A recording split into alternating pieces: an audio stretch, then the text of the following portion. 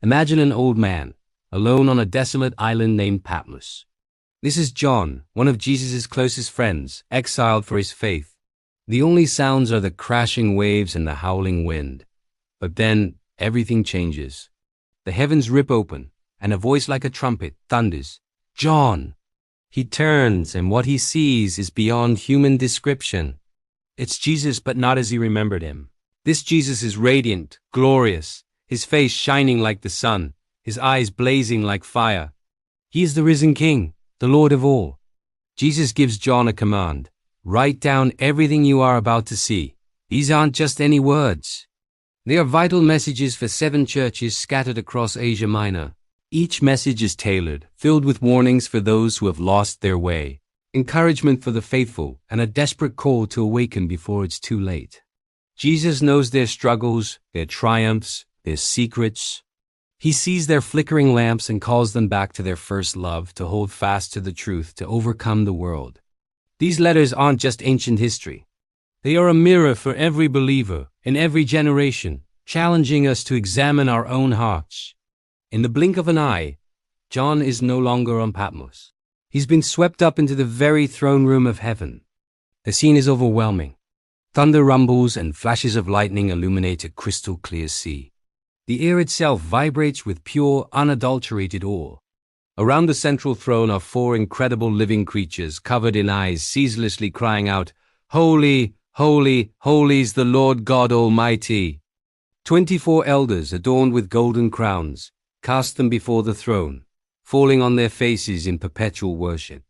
The sheer majesty is breathtaking, a glimpse into the control center of the universe. In the center of it all, standing near the throne, is a lamb. But this is no ordinary lamb. It bears the marks of having been slain. This is Jesus, the Lamb of God who takes away the sin of the world. In the Father's hand is a scroll, sealed with 7 seals, containing the destiny of all creation. A mighty angel cries out, "Who is worthy to break the seals and open the scroll?" A profound silence falls over heaven. No one in heaven, on earth, or under the earth is found worthy. John begins to weep bitterly. Is there no hope? Is God's plan stuck? But one of the elders tells him, "Do not weep. See, the Lion of the tribe of Judah, the Root of David, has triumphed. He is able to open the scroll and its 7 seals. The Lion is the Lamb." Jesus steps forward and takes the scroll. Immediately, the entire population of heaven erupts in a new song of praise, declaring his worthiness because he was slain, and with his blood he purchased people for God from every tribe and language and nation. He has made them to be a kingdom and priests to serve our God, and they will reign on the earth. Now the cosmic drama begins. Jesus breaks the first seal. A rider on a white horse charges forth, bent on conquest. The second seal is broken, and a fiery red horse appears, its rider given the power to take peace from the earth and make people kill each other.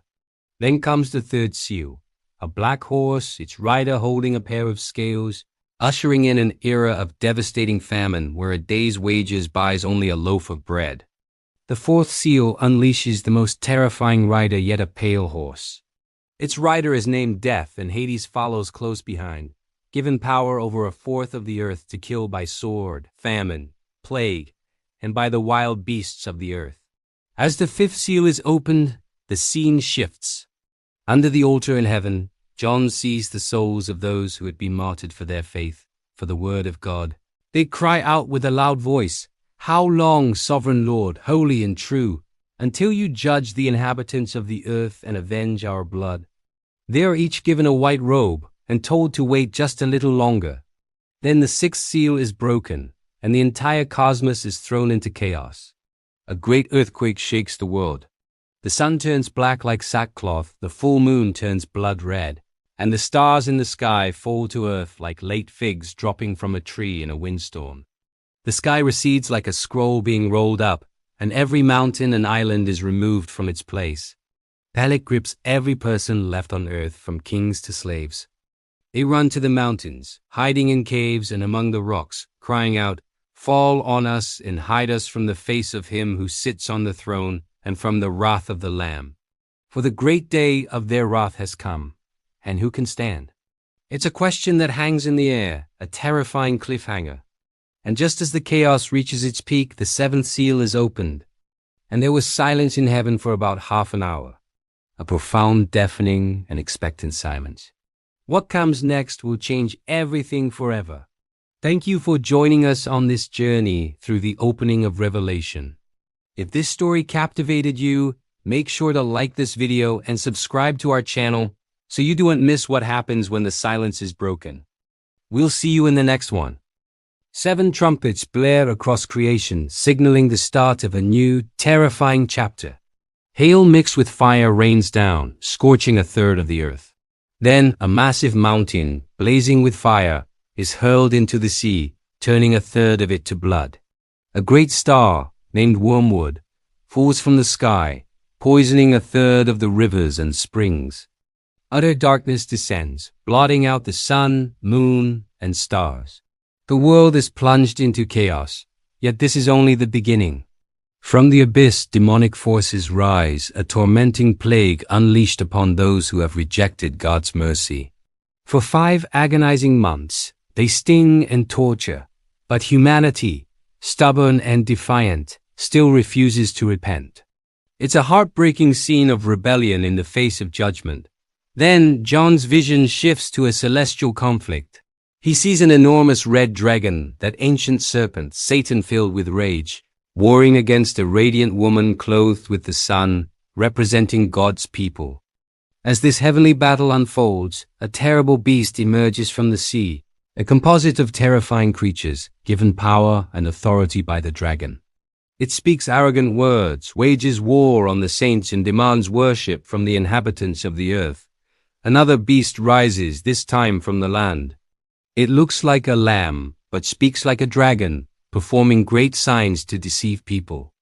This second beast enforces the will of the first, compelling everyone to receive a mark on their right hand or forehead, the infamous number 666. This mark is just a number. It's a symbol of total allegiance to the beast system, a pledge of loyalty to evil itself.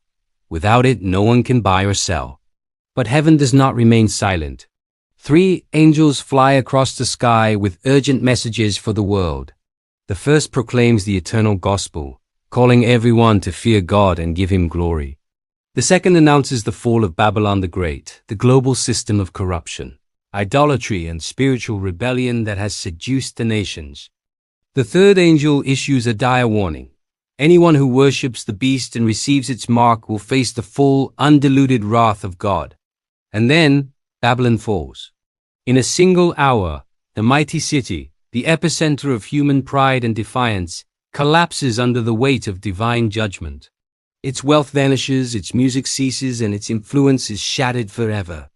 The heavens rejoice, but on earth, the merchants and kings, who grew rich from her corruption, weep and mourn.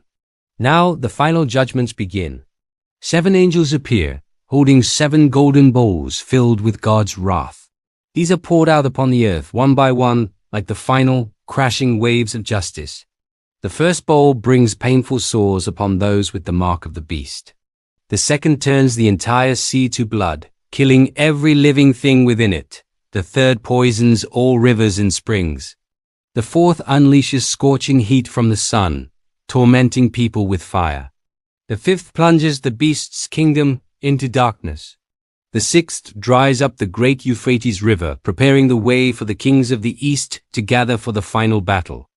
And the seventh bowl unleashes a global earthquake so massive it shakes the world to its very foundations, leveling cities and reshaping islands and mountains.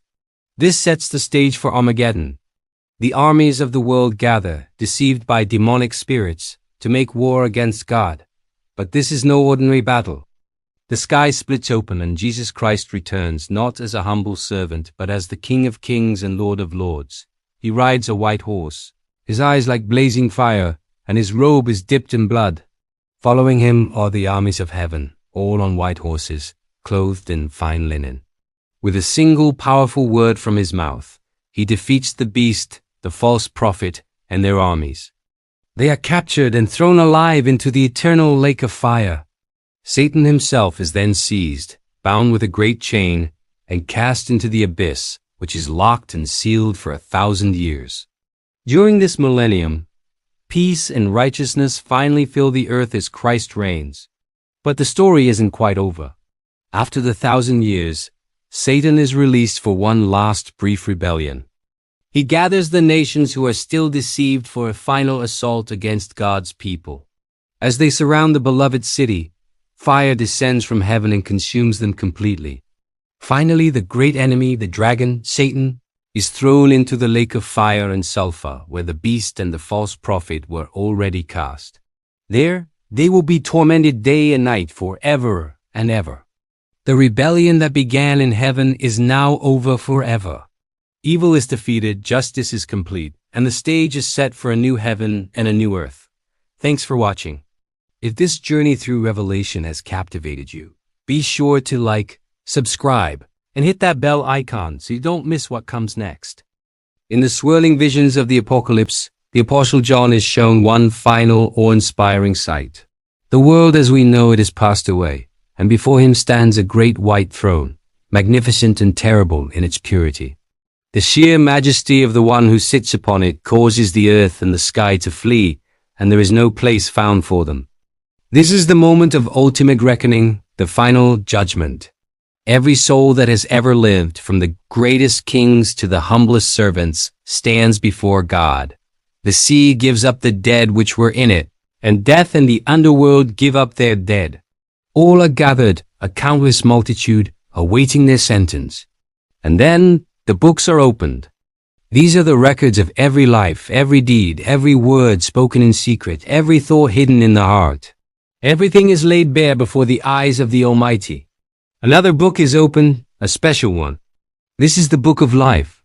The dead are judged, each according to what they had done as recorded in the books. And here is the pivot upon which all eternity turns. If anyone's name is not found written in the book of life, they are cast into the lake of fire. This is described as the second death, a final and eternal separation from the presence and goodness of God. Even death itself, the last enemy, along with the underworld, is thrown into this fiery lake. The reign of mortality is over, utterly destroyed. But this terrifying end is not the final word. As the old order is consumed, John's vision shifts. His gaze is lifted, and he sees something breathtaking, something beyond human imagination, a new heaven and a new earth. The first heaven and the first earth have passed away, and there is no longer any sea. This new creation isn't just a repaired version of the old one. It's entirely new, glowing with a divine purity and a joy that is almost tangible. From this new heaven, John sees the holy city, the New Jerusalem, descending. It comes down from God, prepared as a bride beautifully dressed for her husband. It is a city of unimaginable splendor. Its brilliance is like that of a very precious jewel, clear as crystal. It doesn't need the sun or the moon to shine on it, for the glory of God gives it light and the Lamb is its lamp. The city's foundations are adorned with every kind of precious stone, and its 12 gates are 12 pearls, each gate made of a single pearl. The very streets of this city are not paved with asphalt or cobblestone, but with pure gold, as transparent as glass, shimmering in the eternal light of God's presence. Through the middle of the great street of the city flows the river of the water of life, as clear as crystal, proceeding from the very throne of God and of the Lamb. On each side of this river stands the tree of life. This tree, lost to humanity since the Garden of Eden, is now restored, bearing 12 crops of fruit, yielding its fruit every month, and its leaves are for the healing of the nations. Then a loud voice from the throne proclaims the ultimate promise. Look, God's dwelling place is now among the people, and he will dwell with them. They will be his people, and God himself will be with them and be their God.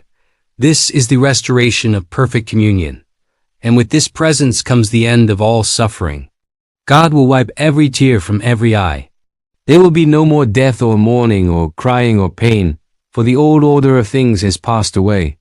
All the brokenness, all the sorrow, all the injustices of history are finally healed and made right.